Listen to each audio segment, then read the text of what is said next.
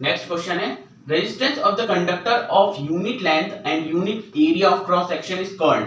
तो ऐसा कोई कंडक्टर जिसकी यूनिट लेंथ है और उसका यूनिट क्रॉस सेक्शन एरिया है, उसका रेजिस्टेंस क्या कहलाता है। जैसे यहां पर दे रखा है कि इसकी जो लेंथ है वो 1 मीटर, यूनिट मतलब 1, तो 1 मीटर हमने क्या ले ली, लेंथ ले ली। एरिया कितना ले लिया, 1 मीटर स्क्वायर। क्रॉस सेक्शन का जो एरिया है वो 1 मीटर स्क्वायर हो गया।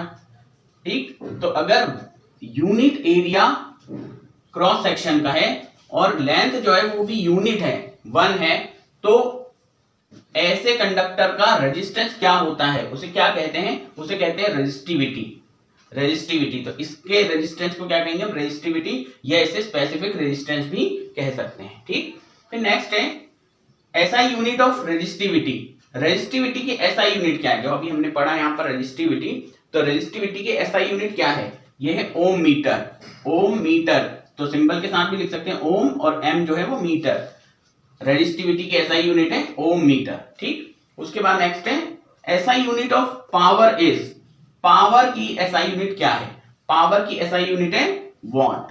ठीक, फिर नेक्स्ट है इलेक्ट्रिक करंट इज स्केलर और वेक्टर क्वांटिटी। ये कह रहे हैं इलेक्ट्रिक करंट जो है वो स्केलर क्वांटिटी है या वेक्टर क्वांटिटी। तो जो इलेक्ट्रिक करंट होता है वो एक स्केलर क्वांटिटी, क्योंकि इसमें डायरेक्शन का कोई रोल नहीं है, आप तार को कैसे भी घुमा के कहीं भी ले जा सकते हैं ऐसे, यानी डायरेक्शन का तो कोई रिस्ट्रिक्शन है ही नहीं। तो जब डायरेक्शन रिक्वायर्ड ना हो, ठीक, जब किसी क्वांटिटी को बताने के लिए डायरेक्शन की जरूरत ना हो, डायरेक्शन बताना जरूरी नहीं हो, तब उसे कहते हैं स्केलर क्वांटिटी। तो यहां पर जब हम बात करते हैं इलेक्ट्रिक करंट की, तो यहां डायरेक्शन बताना जरूरी नहीं है, इसीलिए ये है स्केलर क्वांटिटी। फिर नेक्स्ट है charge on an electron. Electron के ऊपर कितना चार्ज होता है, इट इज -1.6 इंटू 10⁻⁻19 कूलम, ये चार्ज होता है। फिर नेक्स्ट है an electrical device work on heating effect of electric current. Electric current के हीटिंग इफेक्ट पे काम करने वाला एक डिवाइस बताइए।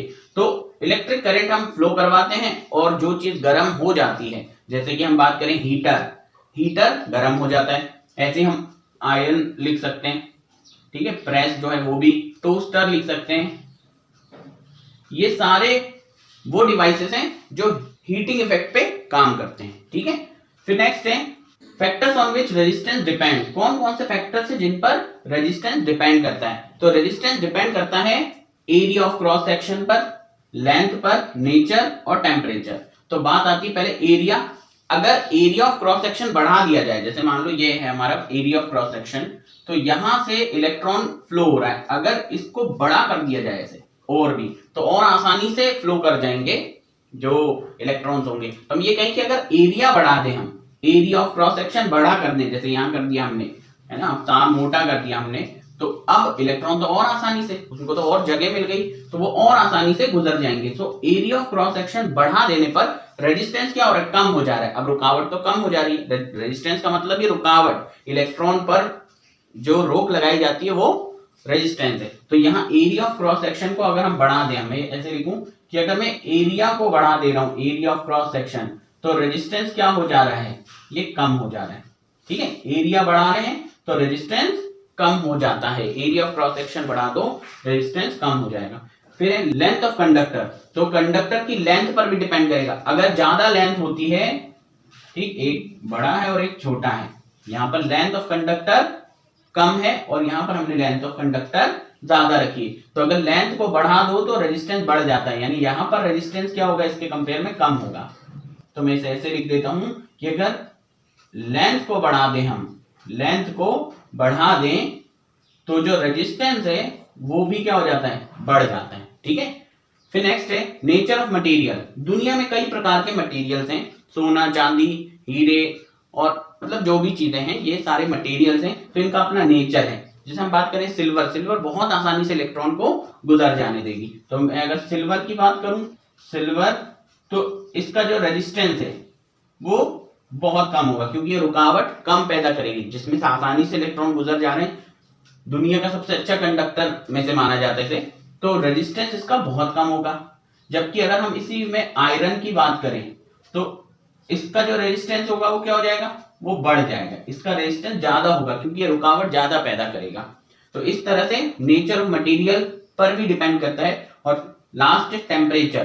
टेम्परेचर बढ़ाने के साथ साथ जैसे जैसे आप टेम्परेचर बढ़ाओगे वैसे वैसे रेजिस्टेंस भी बढ़ता जाएगा। ठीक है, तो अगर हम टेम्परेचर बढ़ा दें, टेम्परेचर बढ़ा दिया तो रेजिस्टेंस भी क्या हो गया, बढ़ गया। ऐसे समझ सकते हैं मोबाइल गर्म हो जाता है तो फ्लो ऑफ इलेक्ट्रॉन उसमें कम हो जाता है, इसीलिए वो हैंग करने लगता है। क्यों? क्योंकि वहां पर टेम्परेचर बढ़ गया है। ठीक, तो फ्लो ऑफ इलेक्ट्रॉन रुक गया है। तो इस तरह से ये हो गया। अब नेक्स्ट है 66, heating element in iron toaster etcetera is made up of. Iron toaster, heater, इन चीजों का जो हीटिंग एलिमेंट होता है, जो गर्म होता है, वो कॉइल, वो किससे बनी होती है? तो वो बनी होती है टंगस्टन से।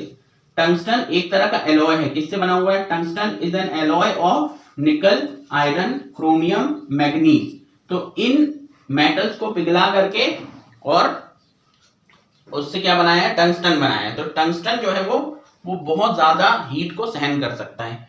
तो टंगस्टन हीटिंग एलिमेंट की तरह यूज होता है किसी भी जो हीटिंग इफेक्ट पे काम करने वाली